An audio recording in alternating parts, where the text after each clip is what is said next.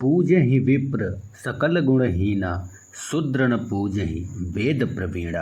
गोस्वामी तुलसीदास जी ने श्री रामचरितमानस में लिखा है कि पूजहि विप्र सकल गुणहीना शूद्र न पूजहि वेद प्रवीणा। अर्थात तुलसीदास जी का कहना है कि ब्राह्मण चाहे कितना भी ज्ञान गुण से रहित हो उसकी पूजा करनी चाहिए, और शूद्र चाहे कितना भी गुणी ज्ञानी हो वो सम्माननीय हो सकता है लेकिन कभी पूजनीय नहीं हो सकता। अब इसके भाव को समझते हैं। दरअसल हम चीज़ों को समझते हैं उसके शब्दों के आधार पे, हम भाव नहीं पकड़ पाते।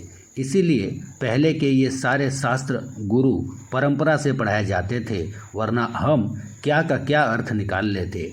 यहाँ विप्र का अर्थ आत्मज्ञानी से है, जिसको आत्मा का बोध हो चुका है और जो शरीर बोध से ऊपर उठ चुका है। ऐसा व्यक्ति अगर बाहरी रूप से मूर्ख जड़ सब गुणों से हीन भी दिखाई देता हो तो भी वो पूजनीय है। जैसे हमारे यहाँ अच्छे अच्छे संतों में कुछ ऐसे हुए जो बाहरी रूप से विचित्र और जड़ मालूम पड़ते रहे। इसी प्रकार से जड़ भरत करके प्राचीन संत हैं, उन्हें नाम ही जड़ दे दिया गया क्योंकि वो बाहरी रूप से जड़ मालूम पड़ते थे। तो कभी कभी ज्ञानी जन भी बाहरी आवरण से ऐसे मालूम हो सकते हैं।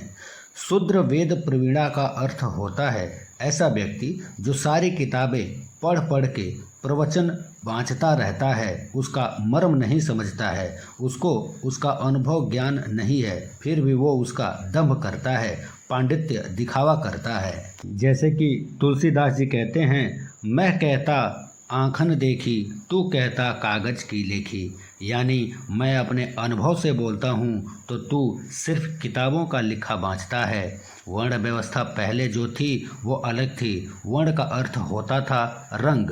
हम सामान्य बोलचाल की भाषा में कहते भी हैं कि इसके रंग तो देखो, यानी भाव तो देखो। पहले की जो वर्ण व्यवस्था थी वो भाव आधारित थी और बहुत से उदाहरण हैं जहाँ एक वर्ण से दूसरे वर्ण में लोग गए हैं, जैसे विश्वामित्र, सूत ऋषि इत्यादि। इसी प्रकार बहुत से सूत्रों के अर्थ गलत निकाले गए हैं। शब्द न पकड़े, भाव पकड़ना चाहिए।